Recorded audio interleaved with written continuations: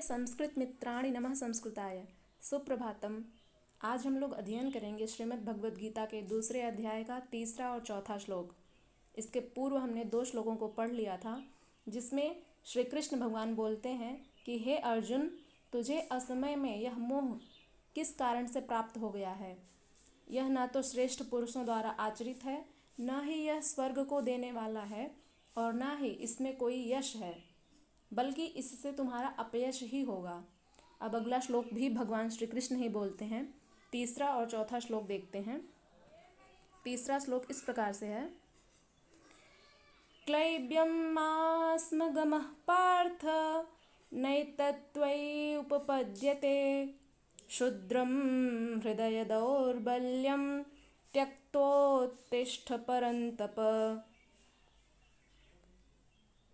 अर्जुन उवाच कथं भीष्ममहं संख्ये द्रोणं च मधुसूदन ईशुभिः प्रतियोत्स्यामि पूजार्हावरिसूदन। अब देखते हैं कि भगवान श्री कृष्ण अर्जुन से क्या बोलते हैं। श्री कृष्ण भगवान कहते हैं कि क्लैब्यम मास्मगमः पार्थ नैतत्त्वयि उपपद्यते क्षुद्रम हृदय दौर्बल्यम त्यक्त्वोत्तिष्ठ परन्तप। अर्थात क्लैब्यम अर्थात होता है कायरता या नपुंसकता। माँ अर्थात मत, स्म अर्थात हो, गमः अर्थात प्राप्त, पार्थ अर्थात पृथापुत्र अर्जुन। अर्जुन का एक दूसरा नाम पार्थ भी है, क्योंकि वो पृथापुत्र थे। पृथा कुंती को कहते हैं, तो इसीलिए उनका एक नाम पार्थ भी है। इसलिए संबोधित करते हुए श्री कृष्ण अर्जुन से कहते हैं कि हे पार्थ, क्लैब्यम मास्म गमः नैतत्त्वयि उपपद्यते न एतत्त्व उपपद्यते। न एतत् यह नहीं, त्व माने तुझमें, उपपद्यते अर्थात उचित जान पड़ती है। यह तुम्हें उचित जान नहीं पड़ती। क्यों? क्योंकि क्षुद्रम हृदय दौर्बल्यम त्यक्तोत्तिष्ठ परन्तप, क्योंकि तुम परंतप हो। भगवान श्री कृष्ण यहाँ पे अर्जुन को परंतप और पृथापुत्र पार्थ इन 2 नामों से संबोधित करते हुए उनके मन में युद्ध के लिए जागृत कर रहे हैं। उन्हें एक तरह से मोटिवेशन दे रहे हैं कि हे पृथापुत्र पार्थ, तुम परंतप हो। तुम्हारा जो नाम है वह शत्रुओं को ताप देने वाला है।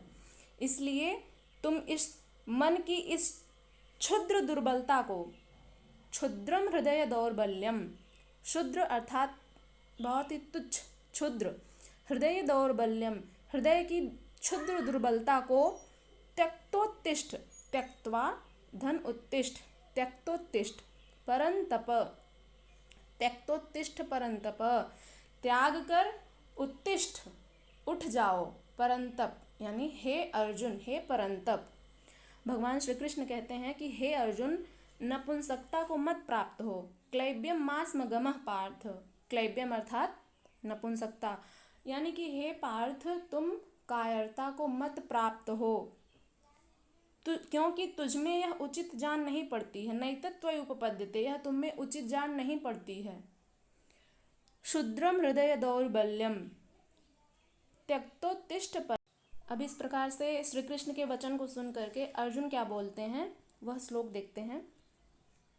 अर्जुन उवाच कथं भीष्ममहं संख्ये द्रोणं च मधुसूदन ईशुभिः प्रतियोत्स्यामि पूजार्हावरिसूदन। अर्जुन बोलते हैं कथम भीष्मम अहम संख्ये। कथम अर्थात किस प्रकार, भीष्मम अर्थात भीष्म को, अहम यानी मैं, यहाँ पे मैं से तात्पर्य है अर्जुन, संख्ये अर्थात युद्ध क्षेत्र में, इसमें तृतीया विभक्ति एक वचन है, संख्ये। द्रोणम च मधुसूदन, द्रोणम अर्थात द्रोण को, गुरु द्रोणाचार्य को, च मधुसूदन हे मधुसूदन। श्री कृष्ण को संबोधित करते हुए यहाँ पे 2 नाम लेते हैं अर्जुन, मधुसूदन और अरिसूदन। मधुसूदन क्यों कहते हैं? क्योंकि मधु नामक राक्षस का वध किए थे श्री कृष्ण, इसलिए उनका नाम मधुसूदन भी है। और अरिसूदन यानी कि अपने शत्रुओं का नाश करने वाले, इसलिए अन्य नाम एक है अरिसूदन। वैसे तो श्री कृष्ण के बहुत सारे नाम हैं, यहाँ पे उन्होंने दो नाम का प्रयोग किया है, मधुसूदन और अरिसूदन। तो अर्जुन कहते हैं कि कथम भीष्मम अहम संख्ये द्रोणम च मधुसूदन ईशुभिः प्रतियोत्स्यामि पूजार्हावरिसूदन।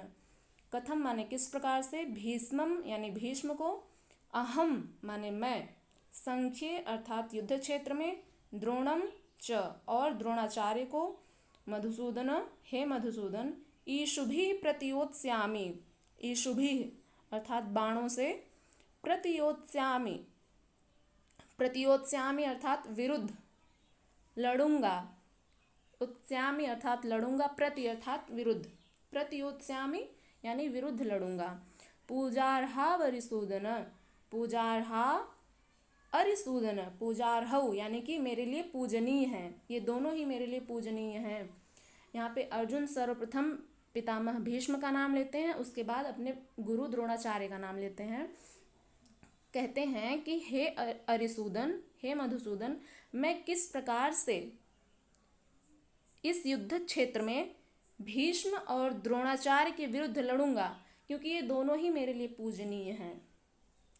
ऐसा भाव है अर्जुन का। ये कहते हैं श्री कृष्ण से कि हे कृष्ण, हे मधुसूदन, मैं संख्ये यानी युद्ध क्षेत्र में, इस रणभूमि में, कथम माने किस प्रकार से, ईशुभिः प्रतियोत्स्यामि बाणों से लड़ूंगा, अपने गुरु द्रोणाचार्य के विरुद्ध और अपने पितामह भीष्म के विरुद्ध मैं यह युद्ध किस प्रकार से, उन्हें अपने बाणों से किस प्रकार से मैं मारूंगा।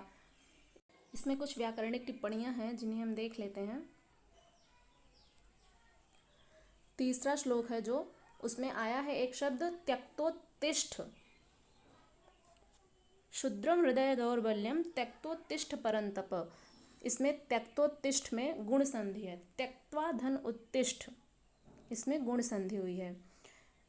एक शब्द आया है नैतत्त्वयि उपपद्यते, नैतत् इसमें वृद्धि संधि है, न धन एतत् बराबर वृद्धि संधि, इसमें नैतत् में वृद्धि संधि है। त्वयि उपपद्यते, त्व धन उपपद्यते, नैतत् त्वयि उपपद्यते, इसमें वृद्धि संधि हुई है। अब अगला श्लोक है जो चौथा, इसमें कुछ व्याकरणिक टिप्पणियां इसमें भी हैं जिसे हम देख लेते हैं। इसमें एक शब्द आया है ईशुभिः, जिसका अर्थ है बाणों से। ईशुभिः में तृतीया विभक्ति बहुवचन है। पूजार्हा वरिसूदन, पूजार्हौ धन अरिसूदन, इसमें अयाधि संधि हुई है। पूजार्हौ में औ है और अरिसूदन में अ है, औ और अ मिलकर के आव बनता है। पूजार्हौ अरिसूदन, पूजार्हा अरिसूदन, इसमें अयाधि संधि हुई है। पूजार्ह, पूजार्हौ, पूजार्हाः, इस प्रकार से रूप चलता है। अब इसमें देखते हैं कि कंस और श्री कृष्ण, जैसे इसमें अरिसूदन और मधुसूदन जो शब्द आया है उसको समझ लेते हैं कि अरिसूदन यानी कि शत्रुओं का नाश करने वाले। तो श्री कृष्ण के सबसे पहले शत्रु तो उनके मामा कंस ही थे, तो उन्होंने अपने मामा कंस को मारा था। तो यहाँ पे अर्जुन उन्हें अरिसूदन नाम से इसलिए संबोधित करते हैं क्योंकि इस समय युद्ध क्षेत्र में अर्जुन के सामने भी उनके परिजन ही हैं जो शत्रुओं के रूप में खड़े हैं, उनके विरुद्ध उन्हें लड़ना है, इसलिए वे श्री कृष्ण को अरिसूदन कह करके पुकार रहे हैं, क्योंकि श्री कृष्ण अपने शत्रुओं का नाश कर चुके हैं। और यह जो परिस्थिति है यह अर्जुन की परिस्थिति है, जब अर्जुन को अपने शत्रुओं के साथ लड़ना है, अपने परिजनों के विरुद्ध लड़ना है, इसीलिए वे उन्हें अरिसूदन कहकर संबोधित करते हैं। और मधुसूदन क्यों कहते हैं? क्योंकि श्री कृष्ण ने मधु नामक राक्षस का वध किया था, जिस कारण से उनका एक अन्य नाम मधुसूदन भी पड़ा।